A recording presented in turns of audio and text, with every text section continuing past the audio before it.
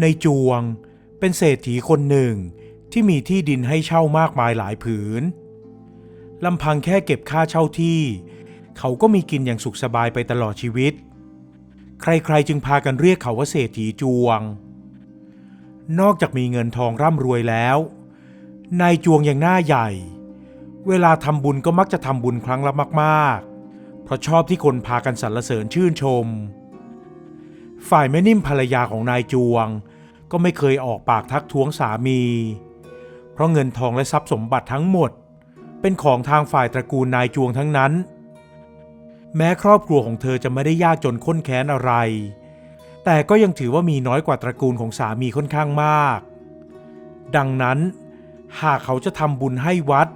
หรือบริจาคให้คนยากไร้ครั้งละมากๆเธอจึงไม่เคยปริปากบ่นแต่จะคอยอนุโมทนาบุญกับเขาทุกครั้งไปทั้งสองสามีภรรยามีลูกเป็นโซ่ทองคล้องใจ2 คนซึ่งเป็นหญิงสาวด้วยกันทั้งคู่คนโตชื่อดวงจันทร์คนเล็กชื่อสมใจทั้งสองเป็นหญิงสาวที่มีหน้าตาสะสวยน่ารักกิริยามารยาทดีทั้งคู่แต่ดวงจันทร์จะเป็นคนติดวางตัวหญิงนิดหน่อยไม่ค่อยคบหากับใครง่ายๆเพราะได้ขึ้นชื่อว่าเป็นลูกสาวของเศรษฐีใหญ่นั่นเองชื่อเสียงความงดงามของลูกสาวทั้ง2 คนของนายจวงนั้นเลื่องลือไปไกลนอกจากนี้ยังรวมถึงความมั่งคั่งของนายจวงด้วยผู้คนต่างพากันอยากรู้ว่าชายหนุ่มคนไหนจะกลายมาเป็นลูกเขยของนายจวงเพราะหากได้แต่งงานกับลูกสาวของนายจวงก็ย่อมได้ชื่อว่าเป็นหนูตกถังข้าวสารแหมคนที่จะมาแต่งงานกับลูกสาวของเศรษฐีใหญ่อย่างนายจวงได้ก็ต้องเป็นคนมีอันจะกินเหรอวะหนุ่มยากจนคนไหนจะกล้ามาจีบลูกสาวของนายจวงหรือถ้ามีไอ้หนุ่มคนไหนกล้ามาจีบ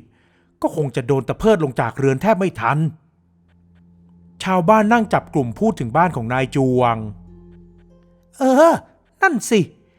เรื่องจะเป็นหนูตกถังข้าวสารเห็นจะไม่มีทางนายจวงคงจะคัดแต่ไอ้หนุ่มลูกหลานคนรวยๆให้มาแต่งงานกับลูกสาวของแกอย่างแน่นอนใครอีกคนในวงสนทนาเอ่ยขึ้นนั่นเลยกลายเป็นที่จับตามองของคนในหมู่บ้านและละแวกใกล้เคียงกันว่าเมื่อไหร่2 สีพี่น้องดวงจันทร์กับสมใจจะได้แต่งงาน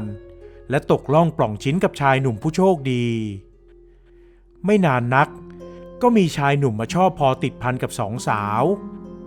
ชายหนุ่มคนแรกชื่อว่านายทรัพย์เป็นลูกของผู้ใหญ่บ้านและได้สอบเข้ารับราชการจึงทำให้เวลาที่เขาไปมาหาสู่ดวงจันทร์ก็มักจะได้รับการต้อนรับอย่างดีจากนายจวงเพราะนายจวงถือคติว่า10 พ่อค้าไม่เท่า1 พระยาเลี้ยงดังนั้นหากลูกสาวของตนจะได้แต่งงานครองเรือนกับคนที่รับราชการย่อมมีเกียรติมีศักดิ์ศรีเป็นที่นับหน้าถือตาของผู้คนทั้งหลายส่วนชายหนุ่มอีกคนแม่นิ่มภรรยาของนายจวงจะชื่นชมเขามากชายหนุ่มคนนี้ชื่อว่าชัยเขาเป็นลูกของพ่อค้าร้านของชำในตลาดแม่นิ่มเห็นว่าชัยเป็นคนขยันขันแข็งเอาการเอางานไม่ขี้เกียจหรือหยิบโยงเมื่อชัยมาจีบสมใจลูกสาวคนเล็กแม่นิ่มจึงไม่ได้กีดกันหรือขัดขวาง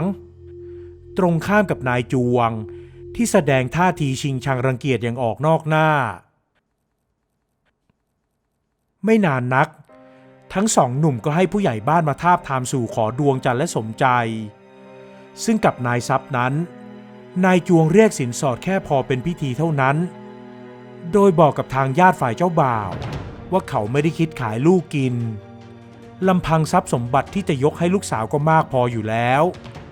อยากให้นายทรัพย์นำเงินที่ตั้งใจจะนำมาเป็นสินสอดในทีแรกเอาไปเป็นทุนรอนในการสร้างครอบครัวจะดีกว่าเป็นอันว่า2 ฝ่ายต่างเห็นดีเห็นพ้องต้องกันในเรื่องนี้แต่ถึงอย่างนั้นงานแต่งของดวงจันทร์และนายทรัพย์ก็ใหญ่โตโอฬารสมกับเป็นงานแต่งของลูกสาวและลูกชายของเศรษฐีจวงกับผู้ใหญ่สนงานแต่งของดวงจันทร์ผ่านไปไม่เท่าไหร่ก็มาถึงงานของสมใจบ้างแต่งานนี้นายจวงเรียกสินสอดเป็นจำนวนมากโดยกล่าวอ้างกับฝ่ายของนายชัยว่าจะได้เป็นเครื่องยืนยัน ว่านายชัยสามารถเลี้ยงดูลูกสาวของเขาได้เป็นอย่างดีไม่ให้ตกระกำลำบากเพราะนายชัยไม่ได้รับราชการเป็นเพียงแค่พ่อค้าในตลาดการเรียกสินสอดแพงๆนี้จึงเป็นเครื่องประกันอย่างหนึ่งสำหรับลูกสาวของเขานั่นเองผู้หลักผู้ใหญ่ของทางฝ่ายนายชัยก็ไม่มีใครขัดแย้งจึงได้จัดเตรียมขันหมากมาอย่างสมหน้าสมตาของสมใจลูกสาวคนเล็กของเศรษฐีจวงหลังแต่งงานแล้วนายชัยก็มุ่งมั่นทำมาค้าขายอย่างขยันขันแข็งจนแม่นิ่มที่เป็นแม่ยายเอ่ยปากชมไม่หยุดทั้งยังเล่าให้นายจวงสามีของนางฟังอีกด้วยว่าสมใจนั้นโชคดีที่ได้แต่งงานกับนายชัยเพราะนายชัยเป็นคนขยันมากแต่นายจวงก็ยังแย้งว่าจะสบายได้อย่างไรในเมื่อต้องไปช่วยนายชัยขายของในตลาดทุกวันและการขายของชำนั้นจะทำเงินได้มากน้อยเท่าไหร่กันเชียวสู้แม่ดวงจันทร์ลูกสาวคนโตของข้าไม่ได้ดอกวันๆก็อยู่แต่บ้านเป็นคุณนายหน้าขาวให้สามีรับราชการคอยเลี้ยงดูไปไหนมาไหนใครๆก็เรียกกันแต่คุณนายดวงจันทร์ในจวงคุยโวข่มเมียแหมพี่ก็พูดราวกับว่าสมใจมันไม่ใช่ลูกสาวของพี่อย่างนั้นแหละแม่นิ่มเอ่ยต่อว่าสามีก็ลูกสาวเหมือนกันแต่มันไม่รักดีดันไปรักไปชอบไอ้พ่อค้าในตลาดแบบนั้นถ้ามันจะลำบากก็สมควรแล้วนายจวงยังไม่วายดูถูกว่าลูกสาวเลือกคู่ชีวิตผิดแม่นิ่มจึงได้แต่สายหน้าระอาใจกับความคิดของสามีที่ไม่ว่าเมื่อไหร่ก็ยังเชื่อมั่นเสมอว่าพ่อค้านั้นสู้พวกรับราชการไม่ได้ต่อมานายชัยกับสมใจก็คิดจะเปิดโรงสีรับสีข้าวและเปิดร้านขายข้าวสารด้วยเพราะสมใจคิดว่าคนเช่าที่นาของพ่อเธอนั้นมีจำนวนมากอยู่แล้วการที่จะไปติดต่อรับซื้อข้าวเปลือกจากพวกนั้นมาสีย่อมเป็นเรื่องที่สะดวกง่ายดายในทีแรกที่แม่นิ่มมาเล่าเรื่องนี้ให้นายจวงฟังนายจวงก็ยังไม่เชื่อเพราะไม่คิดว่าลูกเขยกับลูกสาวจะมีทุนรอนมากถึงขนาดเปิดโรงสีข้าวแต่แม่นิ่มก็บอกว่าทั้งสองจะเริ่มต้นจากโรงสีขนาดเล็กๆก่อนจะได้ไม่ต้องมาหยิบยืมพ่อแม่ทั้งสองฝ่ายให้เป็นที่เดือดร้อนพอนายจวงได้ฟังแล้วก็นิ่งไปนิดหน่อยเพราะคำว่ายืมพ่อแม่นั้นสะกิดใจเขาอย่างจังเนื่องจากลูกเขยคนโปรดของเขาเพิ่งจะพาลูกสาวของเขาเข้ามาเอ่ยปากขอที่ดิน1 แปลงเพื่อนำไปขายแล้วนำเงินไปให้กับผู้ใหญ่ท่านหนึ่งเป็นใบเบิกทางให้ตำแหน่งของเขาเจริญรุ่งเรืองขึ้น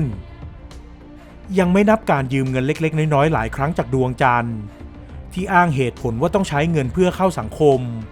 และทำให้ผู้คนยอมรับเธอกับสามีมากขึ้นยิ่งรู้จักคนเยอะก็ต้องไปออกงานสังคมมาก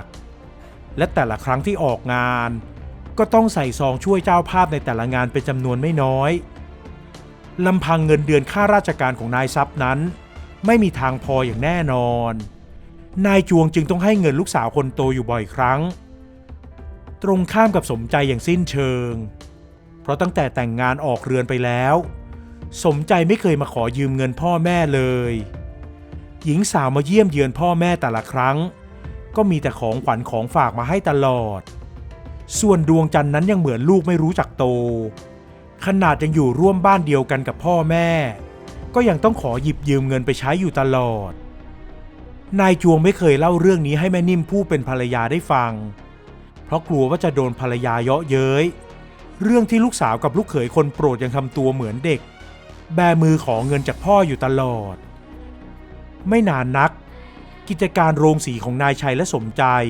ก็เจริญรุ่งเรืองมากขึ้นจนทั้งสองมีเงินสร้างโรงสีขนาดใหญ่มากกว่าเดิมร้านค้าข้าวก็ทำกำไรให้มากมาย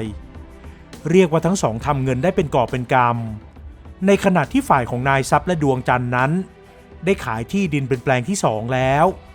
เพื่อนำเงินไปซื้อที่ดินและปลูกบ้านอยู่ในเมืองโดยอ้างว่าสะดวกต่อการทำงานของนายทรัพย์และสะดวกต่อการที่พวกพ้องในวงราชการจะไปมาหาสู่นอกจากนี้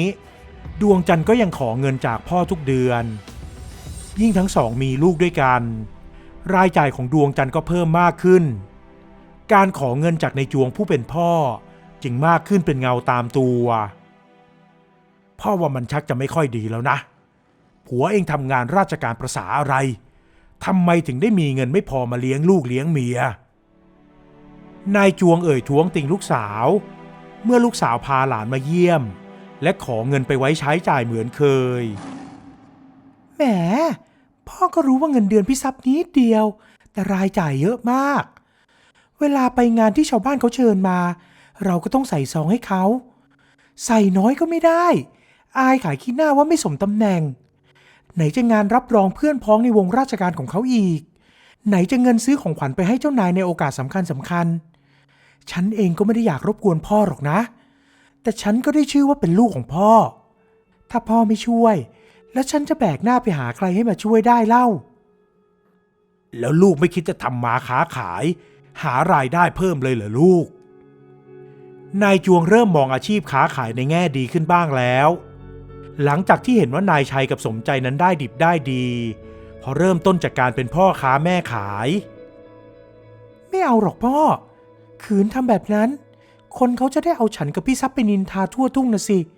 ว่าผัวทำงานมีหน้ามีตาแต่ต้องให้เมียไปแบกหน้าเป็นแม่ค้านั่งตลาดอีกอย่างพ่อไม่อายเขาหรือไงที่จะให้ลูกสาวไปนั่งหน้ามันขายของในตลาดแบบนั้นดวงจันทร์รีบปฏิเสธทันทีเพราะเธอจะไม่ยอมไปเหน็ดเหนื่อยขายของในตลาดอย่างเด็ดขาดไม่เห็นจะน่าอายตรงไหนเลยน้องสาวเองก็ขายของในตลาด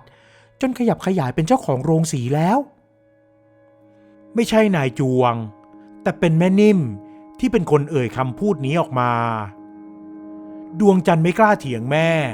ได้แต่นั่งหน้างองำอยู่ตรงนั้นจนนายจวงผู้เป็นพ่อต้องเดินไปหยิบเงินจากในห้องมาให้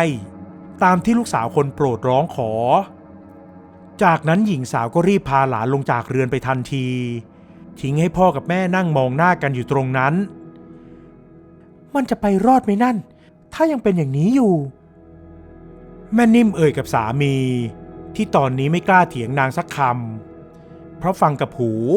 และรู้กับตาตัวเองมาแล้วว่าลูกเขยรับราชการของเขาทำท่าจะเลี้ยงดูครอบครัวไม่ไหวเสียแล้วเมื่อเห็นว่าลูกสาวคนโตทำท่าจะไปไม่รอดเพราะเงินเดือนของสามีช่างน้อยนิด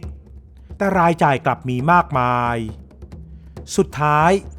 ความเป็นพ่อที่รักลูกของนายจวงก็ทำให้เขาต้องยอมขายที่แปลงใหญ่แล้วเอาเงินมาลงทุนทำเรือนแถวไม้ในทำเลใกล้ตลาดเพื่อให้คนมาเช่าจากนั้นก็ให้ดวงจันทร์เก็บค่าเช่าเอาไว้กินใช้รายเดือน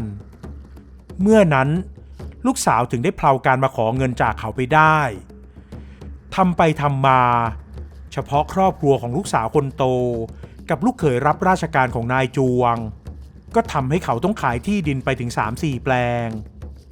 สุดท้ายนายจวงก็มานั่งปลงตกปรับทุกข์กับแม่นิ่มผู้เป็นภรรยาสงสัยไอ้ที่เขาว่า10 พ่อค้าไม่เท่า1พระยาเลี้ยงจะไม่จริงเสียแล้วล่ะแม่นิ่มเฮ้อในจวงถอนหายใจออกมาถ้าลูกเขยพี่ตำแหน่งใหญ่โตเทียบเท่ากับพระยาแบบสมัยก่อนก็คงจะพอเลี้ยงอยู่กระมังแต่นี่ตำแหน่งไม่ได้ใหญ่โตแต่ใช้เงินเป็นเบี้ยมันก็ต้องมาลำบากพ่อแม่อย่างเรายังไงล่ะแม่นิ่มเอ่ยกับสามีฉันคงต้องเปลี่ยนความคิดเสียใหม่แล้วแม่นิ่มเอ้ยหลงไปดูถูกลูกเขยพ่อค้าอย่างเจ้าชัยมันมานาน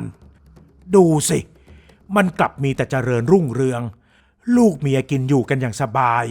ไม่เคยต้องมาเดือดร้อนพ่อแม่นายจวงเอ่ยออกมาด้วยความรู้สึกผิดคิดได้ตอนนี้ก็ยังไม่สายไปหรอกพี่ต่อไป